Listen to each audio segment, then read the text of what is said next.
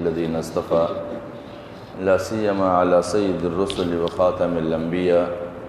وعلى آله وصحبه ومن بهديه مهتدى. أما بعد فأعوذ بالله من الشيطان الرجيم. بسم الله الرحمن الرحيم. إن قارون كان من قوم موسى فبغى عليهم وآتيناه من الكنوز ما إن مفاتحه لتنوء بالعصبة أولي القوة إذ قال له قومه لا تفرح إن الله لا يحب الفرحين وابتغ فيما آتاك الله الدار الآخرة ولا تنس نصيبك من الدنيا وأحسن كما أحسن الله إليك ولا تبغ الفساد في الأرض إنه لا يحب المفسدين. صدق اللہ العظیم. عزیزان گرامی، میرے محترم بھائیوں اور دوستو،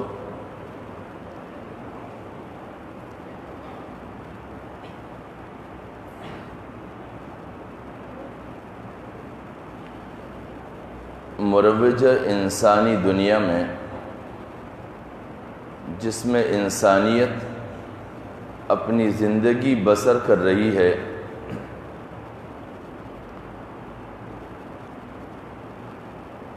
اس دنیا کے خطوں میں جس طرح کی حکومتیں قائم ہیں، ان حکومتوں کے جائزے پر گزشتہ چند جمعوں سے بات ہو رہی ہے کہ مروجہ نظام حکمرانی کو فرعونی حکومتیں کہا جاتا ہے، کیونکہ جس زمانے میں فرعونی حکومت تھی، ان حکومتوں کی اپنے رعایا کے ساتھ رویے کیا ہوتے تھے، ان کا طرز عمل کیا ہوتا تھا، اور ان فرعونی حکومتوں کا نظر کرم کن لوگوں پر ہوا کرتا تھا،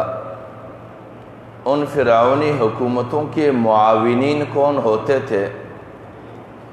کیونکہ قرآن مجید میں جو چند اصطلاحات یا چند نام مستقلاً تاریخی طور پر مذکور ہے، وہ فرعون ہے، حامان ہے، قارون ہے، آزر ہے. فرعون اس زمانے کا حکمران ہے، حامان اس زمانے کا پارلیمانی طرز عمل ہے، قارون اس زمانے کا سرمایہ دارانہ گروہ ہے، اور آزر نمرودی زمانے کا فرسودہ مذہبی پیشوائیت ہے. تو گزشتہ جو فرعون اور حامان ہے اس پر تفصیلی گفتگو ہو چکی ہے. آج قارون پر کچھ عرض کروں گا. قرآن مجید فرماتا ہے کہ ان قارون کان من قوم موسیٰ، کہ قارون موسیٰ علیہ السلام کے قوم میں سے ایک شخص تھے. فبغى علیہ، پھر اس نے اپنے قوم پر سرکشی کی.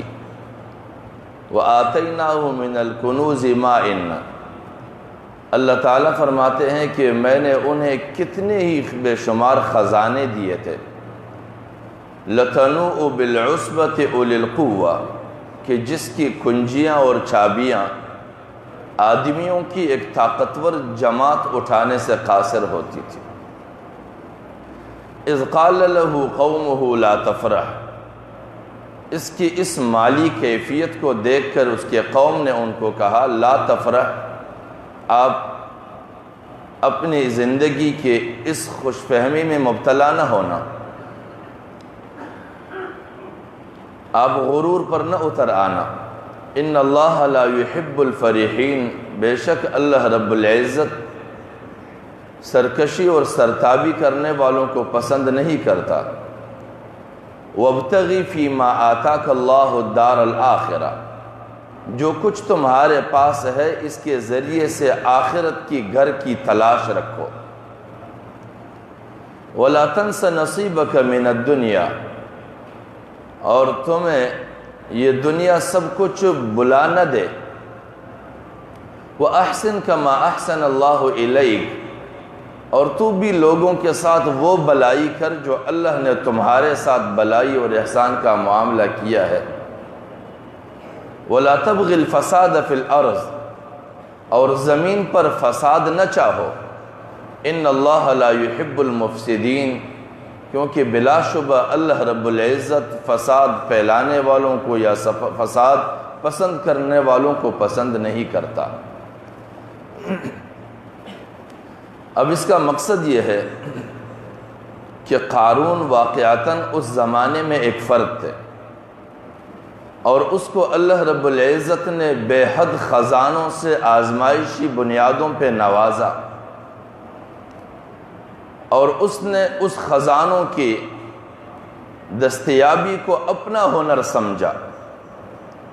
جب انہیں کہا گیا کہ اللہ رب العزت کی دی ہوئی مال میں سے انسانیت پر خرچ کرو، اور انسانیت پر خرچ کرنے کا مقصد حضور نبی اکرم صلی اللہ علیہ وسلم فرماتے ہیں ارحم من فی الارض یرحمکم من فی السماء، کہ زمین پر رہنے والوں پہ جب تو رحم کرے گا تو آسمانوں کا مالک تجھ پہ رحم کرے گا۔ لہٰذا کرم جتنا اللہ رب العزت کی جانب سے ہو، اس کرم کا نتیجہ جس پر ہوا ہو ان کے ہاتھوں دیگر انسانیت پر وہ کرم ہونی چاہیے۔ اگر وہ اپنے ہاتھ کو روک دیتا ہے اور انسانیت پر مہربانی نہیں کرتا ہے، بلکہ وہ اپنے سرمایے کا استعمال دو مقاصد کے لیے کرے، ایک یہ کہ جو اس کے سرمایے کی وقتی سہولت کار بنے ہیں ان کا معاون بنے، اور اپنا سرمایہ لوگوں کی سرمایے کو کنٹرول کرنے کے لیے استعمال کرے، تو پھر وہ مفسد بن جاتا ہے، کیونکہ اس کا وہ سرمایہ معاشرتی طور پر فساد کا سبب بن جاتا ہے۔ اور قارون کی عادت یہ تھی کہ قارون نے لوگوں کو غلام بنانا شروع کر دیا، اپنے اس مال کے ذریعے سے لوگوں کو غلام بنانا شروع کر دیا، لوگوں کی آزادی سلب کرنے لگے، اور غلامی کے کئی سارے اقسام ہیں۔ شاید پہلے میں عرض کر چکا ہوں کہ غلام ایک زمانے میں ایسا تھا کہ باقاعدہ شخصی طور پر کسی سے خرید کر اپنے کام لیے جاتے تھے ان سے۔ پھر بعد میں یورپی سرمایہ داریت نے نئے غلام دنیا میں ان کا تشہیر کروایا، متعارف کروائے، اور وہ ایک تھے زرعی غلام اور ایک تھے اجرتی غلام۔ اجرتی غلام بڑے بڑے کارخانوں اور فیکٹریوں میں، ملوں میں کام کرنے والے وہ مزدور کہ جنہیں اتنے محدود اجرت پر رکھا جائے کہ وہ فیکٹری سے گھر جائے اور اپنی زندگی کے بچاؤ کے لیے اتنا کھا سکے کہ کل فیکٹری کھلنے سے پہلے وہ دروازے پر منتظر رہے۔ یہ اجرتی غلام تھے۔ اور زرعی غلام جو بے حد و کنار زمینوں میں کام کرنے والے، جن کے پاس 10,000 ایکڑ زمین، 20,000 ایکڑ زمین، 50,000 ایکڑ زمین، ان میں وہ لوگ جو کام کرتے ہیں ایک فصل میں محنت کر کے اگلے فصل کے دورانیے تک اتنا کچھ وہ حاصل کر سکے کہ وہ اپنے آپ اور اپنے اولاد کو زندہ رکھ سکے، اور اگلے فصل کے وقت آنے تک وہ باقاعدہ زمیندار کا دوبارہ مقروض بن چکا ہو۔ یہ ایسے غلام۔ تو قارون نے اس طرح کے غلام کو پروان چڑھایا، سارے لوگوں کو غلام بنا دیے۔ اور دوسرا مقصد لوگوں کو محکوم بنانا۔ ظاہر بات ہے جب ایک آزاد فرد کسی کا گروی بن جاتا ہے تو گروی بننے کے بعد وہ لازمی طور پر اس کا دوسرا نتیجہ وہ محکوم بن جاتا ہے۔ محکوم بننے کا مقصد یہ ہے کہ وہ اپنی مرضی سے زندگی نہیں گزارے گا، اس پر وہ فرد حکم چلائے گا جس کا وہ گروی ہے۔ تو اس نے دوسرے طور پر محکوم بنانا شروع کر دیا، اور محکوم کس کے لیے؟ فرعون کے لیے، کیونکہ فرعون نے اپنے حکومتی تمام تر اختیارات اور ذرائع اس کے دولت کے بڑھانے کے لیے خرچ کیے تھے، اور قارون نے اپنے سرمایے کو فرعون کی حکومت کو طاقتور بنانے کے لیے استعمال کیا۔ جس طرح آج کے زمانے میں ہم دیکھتے ہیں کہ ہمارے حکمران اپنے حکومتی تمام تر وسائل مخصوص بڑے بڑے جاگیردار اور بڑے بڑے سرمایہ داروں کے لیے صرف کرتے ہیں، ان کے ٹیکس معاف کرتے ہیں، ان کی کئی سارے مشینیں ٹیکس کے بغیر لائے جاتے ہیں، ان کے کئی سارے سامان بغیر ٹیکس کے فروخت ہوتے ہیں، ان کے کئی سارے مل اس بنیاد پر قائم ہوتے ہیں کہ ان کا کوئی ٹیکس نہیں ہوتا۔ یہ ساری سہولتیں ان کو فراہم کرتے ہیں یہ حکومتی اختیارات اور وسائل، اور وہ نتیجے میں کیا کرتے ہیں کہ جو حکمران ان کو اس طرح کی سہولیات فراہم کرے وہ عوام کو خرچے کم دے کر انہیں کم اجرتوں پر مستقل مجبور بنائیں، تاکہ وہ اپنے مجبوری اور اپنے مسائل کے حصول کے لیے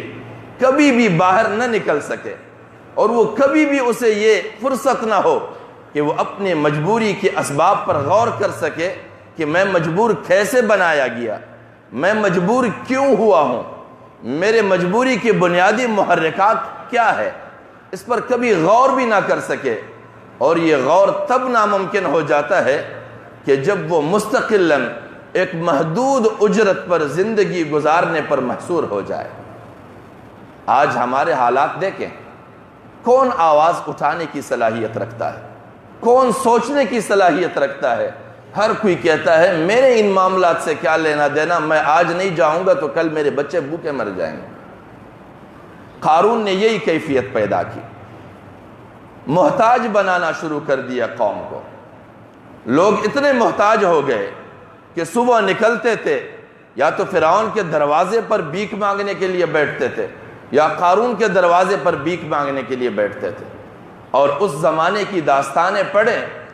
یعنی وہ کیفیات اور اثرات بعد کے حکمرانوں میں بھی موجود رہے۔ ہمارے مسلمان حکمرانوں کے زمانے میں، بنو امیہ اور بنو عباسیہ کی حکمرانوں کے زمانے بھی یہ کیفیت ہوتی رہی کہ لوگ مجبور دربار کے سامنے جاتے اور دربار کے یہاں سے محل کے بالا خانوں سے اس زمانے کے جو بھی سکے ہوتے تھے وہ اوپر سے پھینکتے اور لوگ ایک دوسروں پر جھپٹے مار کر ان کو چھننے لگتے۔ یہ کیفیات ہوتے تھے، اور یہ کیفیت آج بھی ہمارے معاشرے میں پروان چڑھایا جا رہا ہے۔ اور چوتھی بیماری، دست نگر رکھنا، کہ لوگوں کو اپنے زیر دست اتنا مجبور رکھنا کہ وہ اپنی مجبوری کے باعث زندگی کا کوئی بھی معاملہ خود نہ سوچ سکے نہ حل کر سکے۔ پانچواں، عوام کا استحصال کرنا۔ استحصال کا مقصد یہ ہے کہ ان کے اپنے محنت کے نتیجے میں جو بھی برآمد ہو اس سے وہ مستفید نہ ہو، بلکہ جن کے زیر سایہ وہ محنت کر رہے ہیں ان سے استفادہ وہ کریں۔ آج ہمارے معاشرے میں جو بھی محنت کش طبقہ ہے، دن بھر وہ جتنا بھی کمائیں، جتنا بھی وہ محنت کرے، خود اندازہ لگائیں کہ آپ کے روزانہ کمائی کا کتنا حصہ کہاں چلا جاتا ہے، آپ کو کتنا ملتا ہے، آپ اس سے کتنا استفادہ کرتے ہیں، آپ اپنے بچوں کی کس طرح کی پرورش کر سکتے ہیں، اس بچے ہوئے سے آپ اپنے بچوں کی صحت کا کس قدر خیال رکھ سکتے ہیں، اس کی تعلیم کا کس قدر لحاظ رکھا جا سکتا ہے، اس کے مستقبل کا کس قدر، کس پیمانے پر، کس معیار کی منصوبہ بندی کی جا سکتی ہے، ناممکنات میں سے۔ اور چھٹے نمبر پر انسانی حقوق سلب کرنا، یعنی ہر وہ آواز جو اٹھے انسانیت کو زندگی کے گزر بسر کے سلیقے سکھانے کے لیے ان آوازوں کو دبا دیا جائے تاکہ وہ ان راہوں پر کبھی نہ چل سکے نہ سوچ سکے ان راہوں پر چلنے کے لیے۔ انسانیت سے نکال کر بہیمیت میں اتارنا، انسانیت سے نکال کر بہیمیت میں اتارنے کا مقصد یہ ہے کہ انسانی زندگی تو تہذیب کی زندگی ہے، انسانی زندگی سلیقے کی زندگی ہے، لیکن اگر انسانیت میں تہذیب مٹ جائے، سلیقے ختم ہو جائے، تہذیب کا مٹ جانا یہ ہے کہ معاشرے میں لوگوں کے پاس تعلیم کے حصول کے ذرائع مسدود ہو جائے، بند ہو جائے، ختم ہو جائے۔ اب وہ دو طریقے سے، یا تو تعلیم اتنا مہنگا ہو کہ اس کا حصول ممکن نہ ہو، یا تو پھر تعلیم کے لیے شرائط ایسے رکھے جائیں کہ ان شرائط پر اترنا ممکن نہ ہو۔ آج ہمارے معاشرے کے ساتھ یہی ہو رہا ہے، یا تو تعلیم اتنا مہنگا ہے کہ اس کا حصول ناممکن ہے، یا تو اس کے لیے ایسے شرائط ہے کہ اس شرائط کا پورا کرنا ممکن نہیں، یا تو پھر ایسے تعلیمی ادارے بنا دیے گئے ہیں کہ جس کو حکومتی تعلیمی ادارے کہا جاتا ہے، جہاں پر تعلیم نہیں وقت گزاری ہوتی ہے۔ تو اس معاشرے میں جب تہذیب سکھانے کے ادارے نہیں رہیں گے، تہذیب سکھانے کے مواقع نہیں ملیں گے، تہذیب سیکھنے کا کوئی راستہ نہیں ہوگا، اور تہذیب کے حصول کے اسباب اور وسائل بھی نہیں ہوں گے، تو اس قوم میں صرف اور صرف غلام پروان چڑھیں گے، اس قوم میں محکوم افراد پیدا ہوں گے، اس قوم میں مفلوق الحال انسانیت پروان چڑھے گی، اور وہ انسانیت ہمیشہ